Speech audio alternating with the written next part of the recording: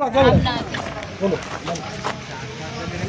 के सामने जो जगह पड़ी है उसी जगह में भजन करते हैं और शिव गणेश उत्सव मनाते हैं, माता उत्सव मनाते हैं और भाई बहनों जागरण करती है उसी जगह पे आई के। और पार्षद जी माँ पे गाली देता है और हमारे मंदिर में जाते हैं भजन करने के लिए तो माँ भी गाली देते हैं और माँ जाने नहीं देते हैं। और भवन पड़ा है उसी भवन में हम जागरण करती है सभी महिला की बेरान बैठ के उसी जागरण के और माँ आई के आंगनबाड़ी और रास्ता निकले उसी जगह पड़ी है सरकारी वहाँ नहीं बना सकते। और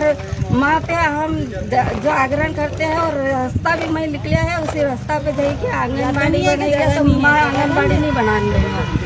जबरदस्ती करते हैं और हमारे गाली देते हैं और हमारे बोलते हैं कि दारू पी के आके और गाली